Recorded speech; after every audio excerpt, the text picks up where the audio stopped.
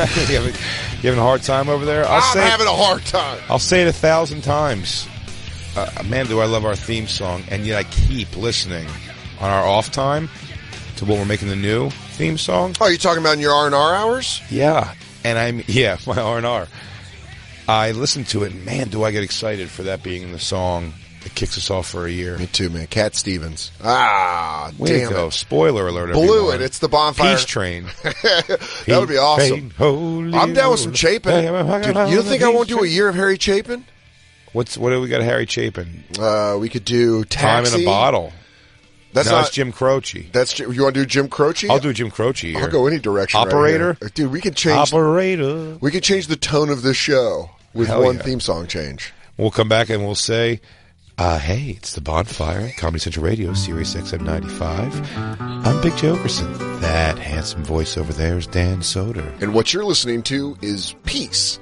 Peace that's been made with our problems with our fathers. That's right, everybody. This is Healed Radio. You got Healed Radio. We're okay now. This really should be on the Insight channel. This is Jay and Dan on Insight Radio. Do you like observations? Sirius XM. Pretty God obvious? knows what. Just find us. Just tell your heart where to turn into on the dial. Here's some spoon-fed arguments. Here's a little Jim Croce with Operator, and we'll be back with some dream analysis. Everybody. Dream analysis. Did you lose your teeth? That's bad. Are your palms itching? You're going to get money. Or maybe someone's talking about you. I always forget which of those things I say. Welcome back to Gypsy Science Radio. Gypsy Science. If you hide from fire, it can't hurt you. Everybody, enjoy a little Jim Croce. Jim Croce. I've overcome the blow. I've learned to take it well. Yeah. It's a great tune. Croce definitely looks like how he sings. You know, at the end of the song, he gives up. He says, fuck this bitch. And then he tells the operator to keep the dime. It's my favorite line of the song. You can keep the dime. Do you skip ahead to the end? That doesn't really happen. What, that he says keep the dime? Is Lou Witzke doubting your Croce knowledge? Come on, man. Don't challenge me on I would have heard shit. about this. This is a fun fact. You can keep the dime. Oh, man. He looks like everyone's dad from the 80s. Yeah. Go ahead. Go play the song. He's blackballing you. Lou controls the volume. You never forget Lou Witzke controls the volume. Christine, see, why are that's we why. watching commercials on Because YouTube? I'm logged in doesn't mean I need to switch you. Okay, I got it. Guys, Healed Radio scabbed open. Yeah. Just close to the end? I don't know. It might be too deep. No. It's definitely windows down driving music. What's happening to you? Is this right here? Last one. Yes. Here we go. Last minute. Operator. Don't even tell her I was trying to call that bitch.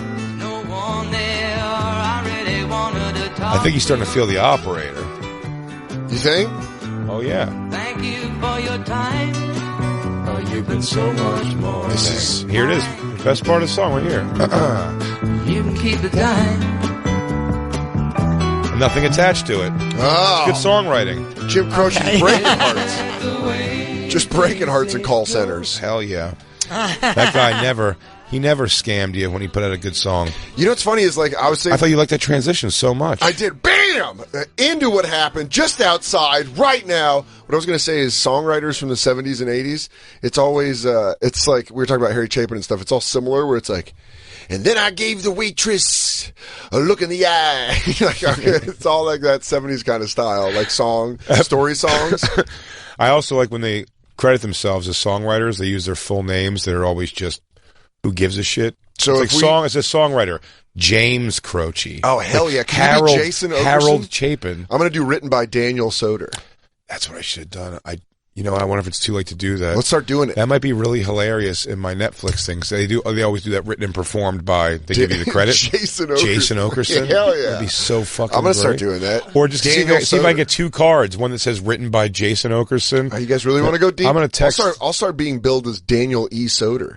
Oh, I love it. You think I'm going to do that for Go season middle 4 names. of Billions? Daniel E. Soder.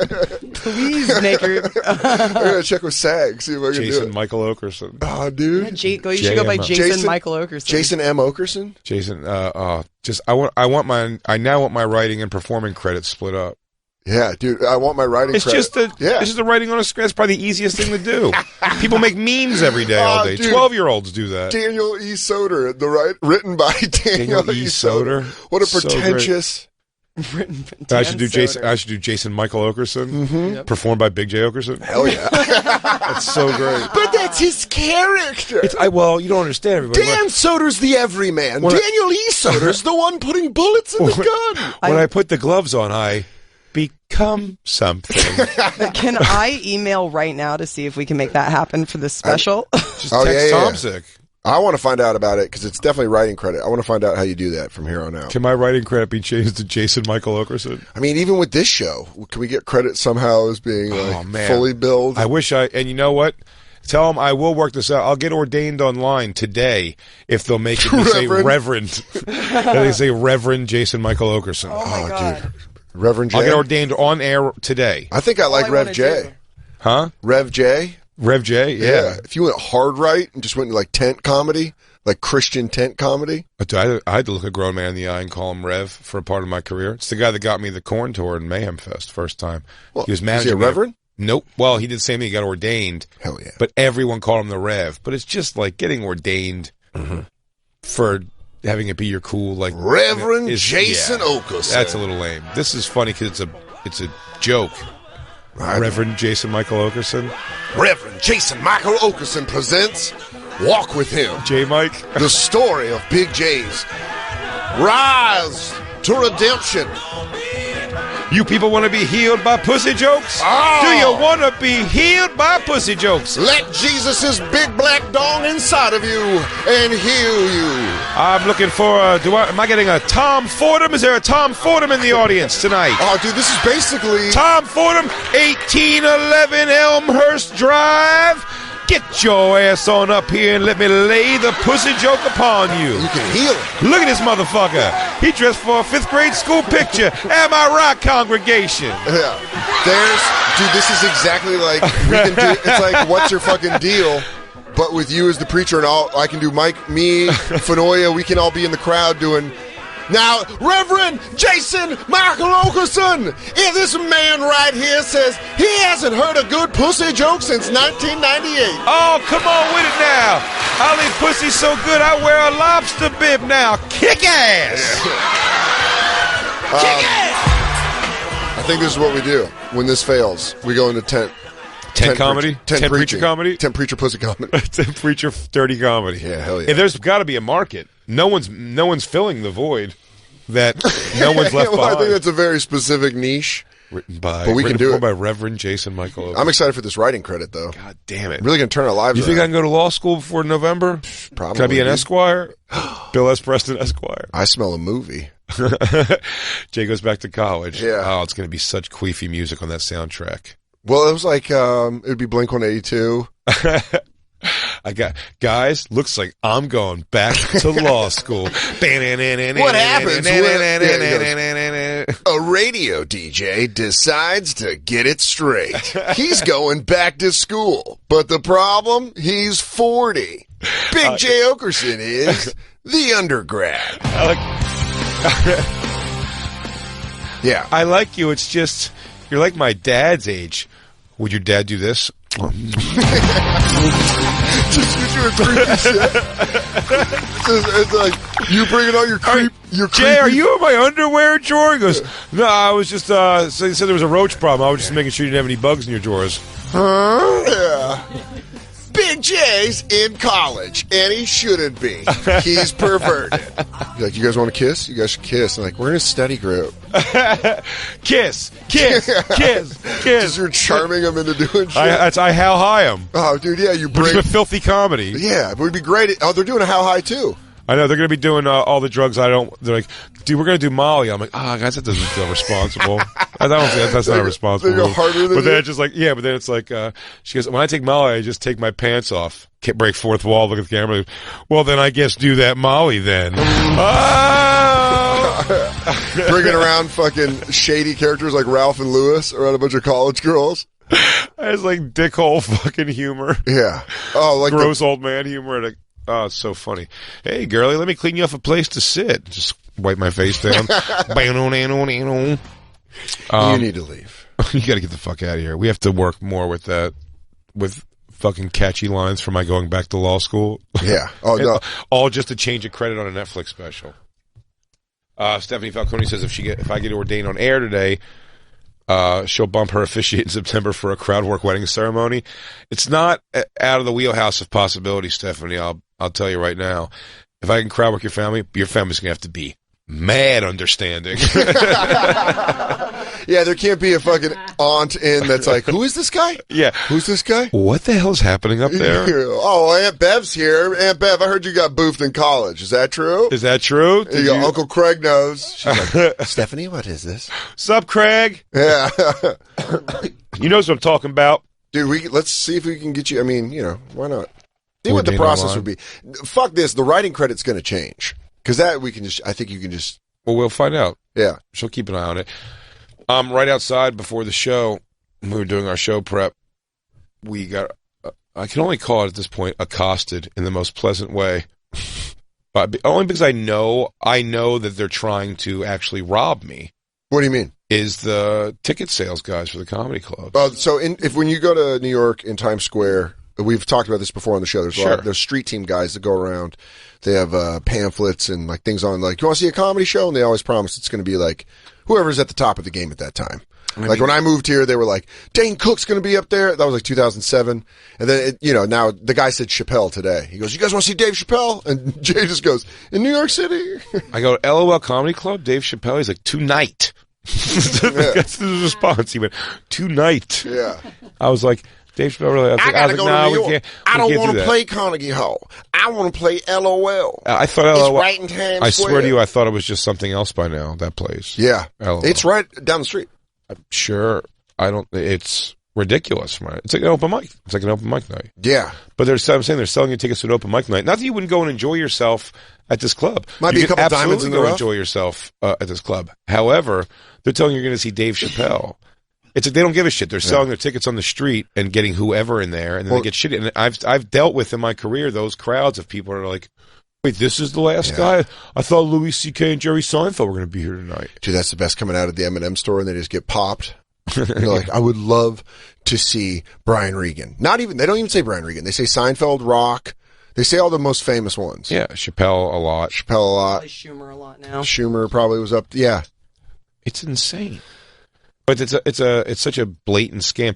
And then they always, now the new thing is when you go to the comedy club, they go, also got that weed, got that coke. You go, closer, warmer. Yeah, I go, get me there. Do you have bootleg DVDs? But I mean, that's what I'm feeling with what he's already proven his trust value is. Like, I assume this weed's going to be a bag of grass clippings. Like, how could it be anything else? This guy he's not on the up and up. Yeah. He has business sense. But they employ these guys. It's crazy. And they'll also, by the way, if you go, I'm not going to be in Times Square tonight. Like, where are you going to be? I have tickets for Stand Up New York and tickets for all these things. They don't give a shit. Do they have a role? Do they open like a fun movie? Would they open their coat and there'd just be all a bunch of different tickets? And they go, where do you want to go? I always gave Lewis good credit. He ran a legit street team. Because his street team sold for his shows. Yeah, Poster Dog. Primarily, and they were pitching the show you were going to see.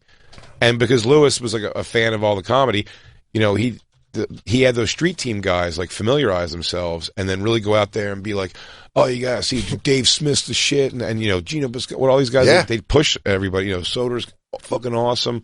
And, they would say it with like a passion and fill these rooms. Now, with people who would stop and let a kid with a lip ring tell you where to go tonight. Yeah. But at the same time, it was full of people that were, there's not. They were there.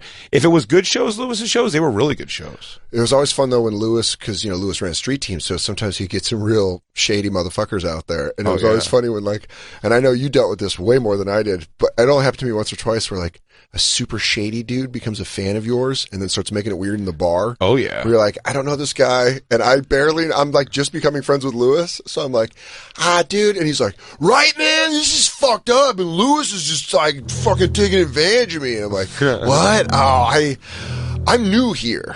I'm kind of drunk, but I would watch that happen to like Nate, you. Oh yeah, Lewis hired derelicts. That wasn't not all derelicts. Sometimes there was like one or two good people. Yeah, not a one. Martin? Martin was a derelict. Martin's a good dude. I like Martin very much, but I mean, like, they were all like it was the band of misfit toys. I mean, they were fucking crazy. Oh yeah. Their whole thing was about trying. I mean, Lewis would say this. It was almost 100% about like getting pussy and shit, like making money and getting pussy. It was not like it wasn't like a passion for comedy. Like, Lewis saw it as a business opportunity, which it was. Yeah. And then he just fell in love with doing comedy. So that's what you know what I mean. But like Lewis was making like bank at one point selling tickets. Really? So these guys make a shit ton of money? Thousands of dollars a week. But he controlled the sit team. Like he controlled the streets. So it was like there was a kickback to him from his team. They need to do a kickback from the club. He worked out some deals with clubs that was like he was getting like parts of the bar and shit. Lewis worked out deals with clubs that then when I went to go manage those clubs, I was like, this is a horrible deal. And I don't understand why anyone would run their business like this. You're literally giving away your business. It's insane. It's one of the dumbest moves clubs make. And then they get to be like 90% of their business. Meanwhile, these people are keeping 100% of the ticket sales and getting anywhere from $3 to $5 a head kickback off the bar. It's ridiculous. Someone's angry. Jesus Christ. You guys are running through this like a Scorsese movie, where it's like that's this guy and he gets the tickets, but he kicks downstairs. Well, and the comics, and Johnny Knuckles gets the bag and takes it over to Detroit. I wish all these these comics guys ain't laughing about nothing anymore. What happens is that you end up with people that want to see comedy and they're going to these really shitty shows by people that are robbing them, and then you have rooms that could be good rooms that are failing because clientele is going into these shitholes. So it actually has a bad effect on comedy. You're saying we need to start a street team. Let's do it. Jacob, how do you feel about Street Team running Militia, street where we team? go take out street teams. Oh, yeah. Fucking like lawbreakers. I am the law. Judge Dredd it. I am the law. Well, we were talking about getting hustled because we were outside and you walked up. This is going to be 2 parts, Jay, buddy. Here's what I like this about... This is going to be more than this. This is what I love about Jay, and this is what I love about this show.